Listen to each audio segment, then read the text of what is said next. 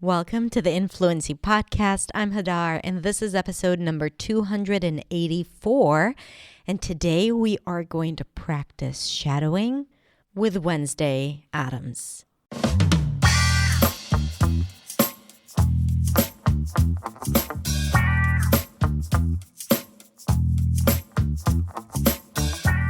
Hey everyone, happy whatever day it is that you're listening to. For me, it's a Monday, so happy Monday. How are you doing? I hope your year has started great. I'm recording this at the beginning of 2023. And I wanted to do something fun for the beginning of the year. And there is nothing more fun than allowing yourself to tap into your inner actor. I believe that every person has an actor inside of them, or an actress, even though, just so you know, you can say an actor for both male and female. I believe that every person has an inner actor that needs to be unleashed. I have seen that in my programs. I have seen that in my personal life. And I definitely see that with my students and now my listeners. That is you, my friend. And we're going to be practicing a scene from the hit Netflix show, Wednesday. It is so much fun, and shadowing is such an effective way to practice, especially when you are intentional about it, which is what I'm going to teach you today. So not only you're going to unleash your inner actor, you're also going to learn how to practice effectively using scenes and scripts, so it's both fun and effective. Now, I have a PDF that I have created for you if you want to work with a PDF with a script and my intonation notes and sound notes inside the script. It's absolutely free. You can find it in the description of the podcast. So click on it, get it. You don't have to. You can just listen to it, whatever makes you happy. Either way, I think it's going to be so much fun, especially if you want to practice your R and your intonation, and especially if you like the show Wednesday. All right, so let's listen to today's episode.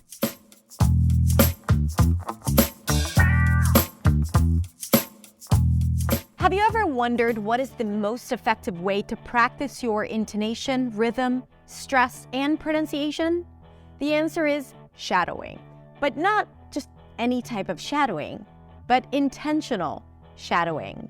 And today I'm going to teach you how to practice intentional shadowing, and we're going to do it while shadowing Wednesday Addams from the hit Netflix show, Wednesday. I already apologized. It's over. Over? But before we begin with some shadowing today, first let me introduce myself. If you are new to my channel, my name is Hadar. I'm a non-native speaker of English, and I am here to help you speak English with clarity, confidence, and freedom. And I've created multiple resources for you to practice English and learn English effectively. It's totally free, and you can find it on my website at hadarshemesh.com. And you can also follow me here on YouTube. Just hit subscribe, and on other social media platforms where I share valuable daily content. Okay, so let's begin. What is shadowing? Shadowing is a practice method where you repeat the person that you're hearing. You can also call it an imitation exercise or an echoing exercise because you are the echo of that person. Get it? The echo? So you're just repeating what you hear. And it really is so helpful, especially when it comes to improving your pronunciation and improving prosody. Prosody is the intonation, rhythm, stress. It's how you put it all together when you speak. And sometimes learning the theory is not enough, and you need to put it into practice. And by shadowing, not only that you're practicing these elements, you also start developing a strong intuition for English. You start recognizing and feeling what's right and what's not right. And you start changing your internal rhythm, because the rhythm of your first language is probably not the same of the rhythm of English. And imitation is such a great tool to start mastering that. But here's the tricky part, and this is what I usually see my students do. When you practice shadowing, it's really easy to fall into the pitfall of just repeating it automatically, repeating what you hear automatically, and not setting an intention as to what you're trying to improve or gain out of this exercise.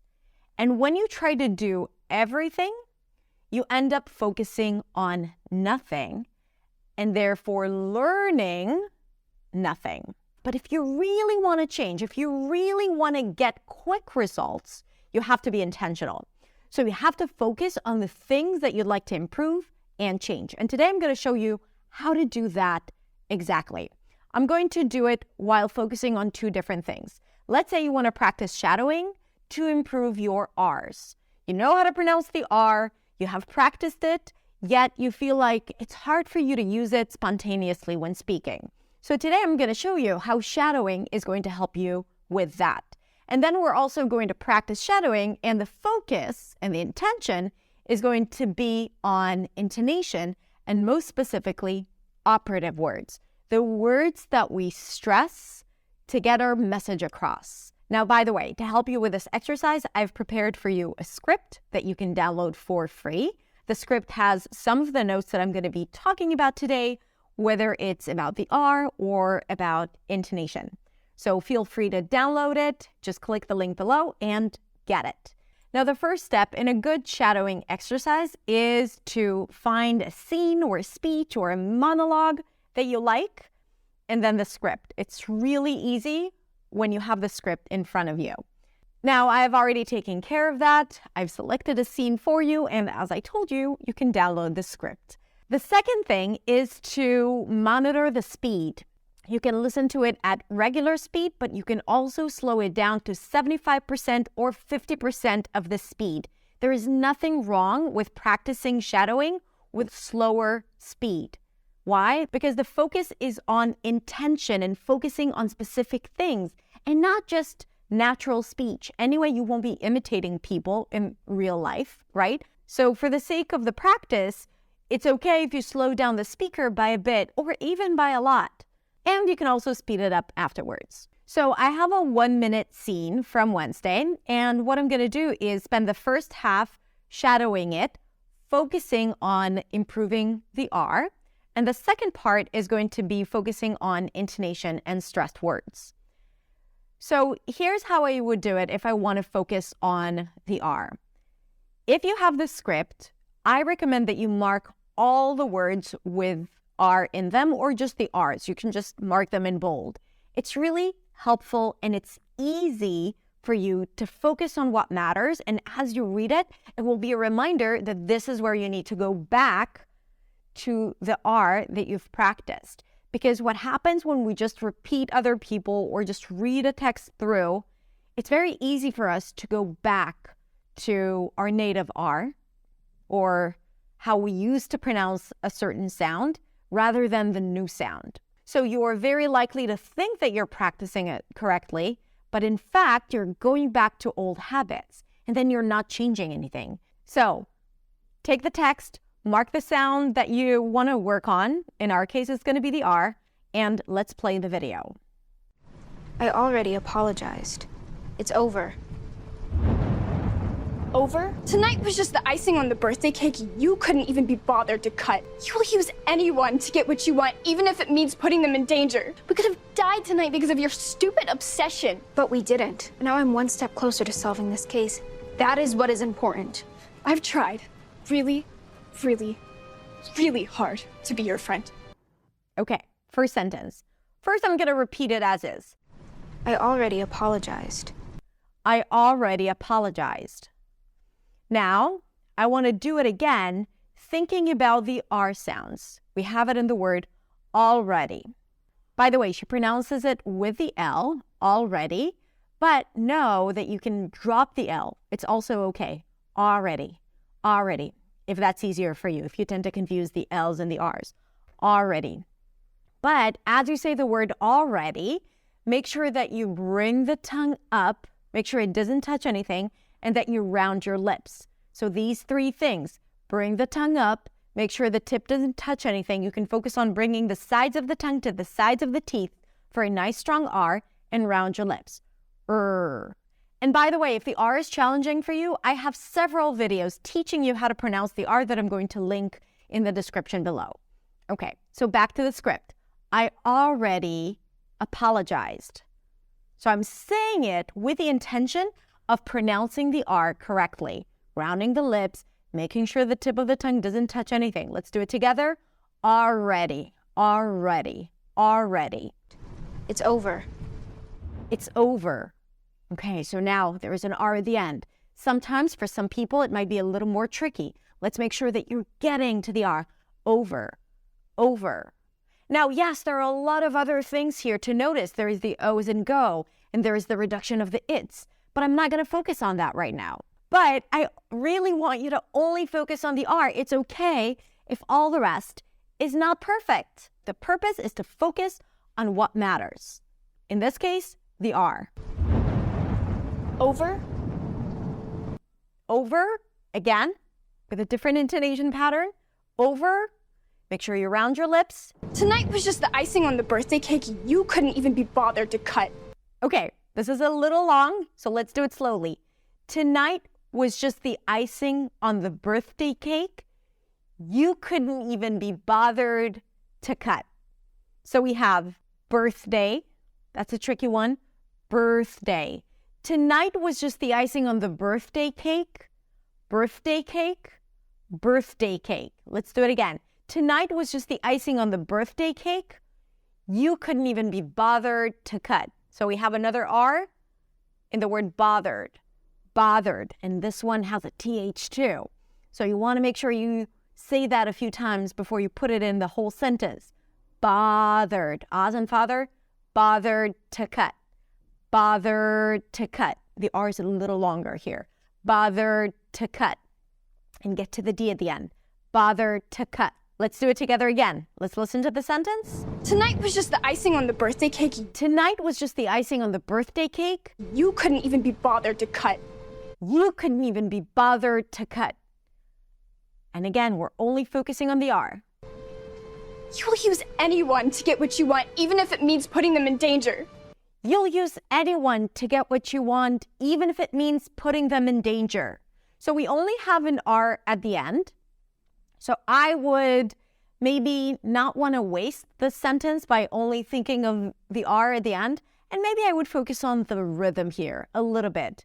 And as I get to the end, I'll bring my attention back to the R. Let's listen to it again.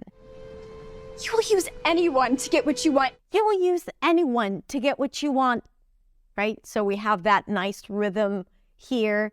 You will use anyone to get what you want. Even if it means putting them in danger. Even if it means putting them in danger, okay? Bringing back my attention to the R. Even if it means a nice rhythm, putting them in danger, okay? Bring the tongue up, round your lips. We could have died tonight because of your stupid obsession. We could have died tonight because of your stupid obsession. So we have your.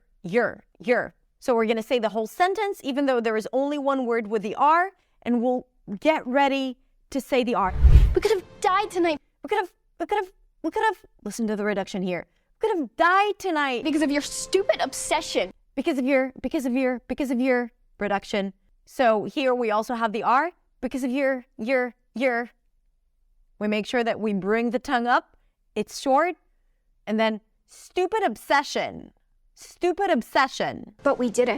But we didn't.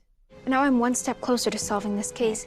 And now I'm one step closer to solving this case. So we have closer. Very much like over, the R is at the end. We want to make sure that we hit it. And now I'm one step closer to solving this case. Closer. And if you feel like your R is not accurate, just say it again a few times and then in context again. That is what is important. That is what is important. That is what is important. So here we have the R in important. Impor. Pour. Now, as you're saying the sentence, you're probably noticing other things like the T in important. How do I do that? And maybe the T in that is, what is. You will be noticing different things. So after you make sure that you get that R right, of course, focus on other things. That is what is. Okay, flap T. Nice. That is what is. Now let's see how she pronounces the word important. Important. Important. Important. She starts with an I sound, then M, im, and then pour. We definitely want to pay attention to the R here. Pour.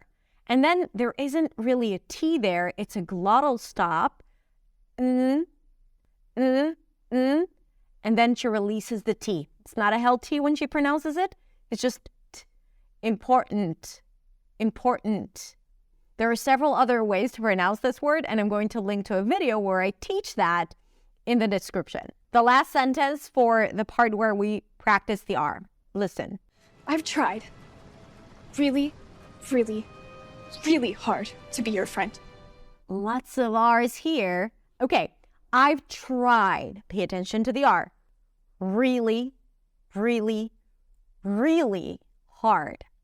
Now, she really emphasizes those words, right? And as she does, you can even hear vibrations when she pronounces the R. Really, really, really. That happens when you push the air with a lot of strength and the tip of the tongue is almost touching the upper palate, but not. Really. Now, usually you don't hear it. You actually don't want the tongue to be too close to the upper palate, but it's interesting to hear that. And that's because how she's using those consonants to stress what she's trying to stress, or, as a result of her being angry. So back to the sentence. I've tried really, really, really hard. Round your lips for all these three words and the word hard. And then to be your friend. Another R. Here we have a cluster. Friend. To be your friend. All right. So in the next part of the scene, I'm going to show you how I focus on intonation, and in that, more specifically, stressed words. I call them operative words, the words that drive the meaning forward. Those words are usually longer, louder, and higher in pitch. I have a lot of videos explaining the theory behind it and showing you a lot of different examples. So I'm going to link to those videos below. But now I'm going to show you how to do that when shadowing. So let's continue with the scene. Now, shifting the focus. Always put myself out there. Always put myself out there. So I feel like out there is more stressed. How do I know that? Those words are longer and she raises her pitch. Out there, out there. Always put myself out there. Now, if you have a tendency of stressing too many words or keeping everything on the same note, being more monotone, this is a really good exercise for you because you might be imitating and shadowing and still keeping your own internal patterns rather than actually shadowing what you're hearing. The brain can play tricks on you. So this helps you focus on paying attention to when she raises the pitch and doing it yourself. Let's continue. Thought of your feelings. Thought of your feelings. Feelings. She raises the pitch on feelings. That word is more stressed. How do we know? Whatever comes before that is totally reduced. Of your. Thought of your feelings. So we have thought and feelings. Thought of your feelings. Told people, I know she gives off serial killer vibes. Told people, I know she gives off serial killer vibes. So, serial killer, that is stressed. Told people, that is stressed too. I know she gives off. That's kind of reduced because she goes a little faster and reduces things inside. I know she gives off serial killer vibes. Stress. Now, let's take a moment here as we're continuing this practice. Notice that when we're doing that, you're only focused on hearing those things, right? You're only focused on pitch and rhythm and reductions, and you're not thinking about the R, right? And this is just to show you how important it is to be focused on specific things and to be intentional. Because if I were like, let's practice the R and let's practice intonation and let's practice everything I know about English, it would make it really hard for me to succeed. So when I focus just on melody or just on rhythm or stressed words, if I want to focus on both, it's okay that I don't focus on the other things. Let's continue. But she's really just shy. But she's really just shy. Shy. I never asked you to do that. I never asked you to do that. Asked, do. I never asked you to do that. You didn't have to because that's what friends do. You didn't have to because that's what friends do. Have to, that's, friends do. Have you noticed those? These are the words that are stressed. You didn't have to because that's what friends do. By the way, in this script, those words are going to be bigger. So it shows you the difference between the words that are stressed versus the words that are less stressed. You can download it for free in the description. They don't have to be asked. They don't have to be asked. Have to be asked. They don't have to be asked. And don't is somewhat stressed as well. So I'm going to say that again, focusing on those stressed words. They don't have to be asked. And the fact that you don't know that says everything. And the fact that you don't know that says everything. What do you think the stressed words are in this sentence? I'm going to let you figure that out. And of course, the answers are in the PDF that you can download. All right, so to conclude, shadowing is a technique where you repeat a person speaking, ideally when you have the text in front of you. And to make that practice effective, you want to be intentional. And by being intentional, that means that you're focusing on 1, 2, maybe 3 things as you're shadowing. So you only focus on that. And then you can also read the same text, focusing on other things, and then gradually start putting everything together. And by the way, you know how I learned that? When I was in acting school, I had to work on my accent, I had to work on my acting, I had to work on a specific dialect, and I noticed that if I just try to read through the text again and again and again, it would be really hard for me to actually get it right. So every time I would read it, once I would focus just on pronunciation, then another time just on the THs. That used to be a challenge for me. And then another time I would repeat it, just focusing on intonation and rhythm. And then once more focusing on the intention and the objective of the character. Now, the work that I have done prior would start showing up as I started adding more layers to my practice. So I have done that when working on texts as an actress. And I actually think that a lot of this work is extremely valuable when practicing English, because at the end of the day, when learning pronunciation, what you really do is you are assuming someone else's characteristics of speech, intonation, rhythm, stress, pronunciation, and you're making them your own. So this is why all the exercises that I bring to you from my experience as an actress are, I believe, very, very valuable for the work that you do. All right, that's it. If you enjoyed this episode, consider subscribing to my channel and sharing it with your friends and colleagues and students. And that's it. Have a beautiful, beautiful rest of the day, and I'll see you next week in the next video. Bye.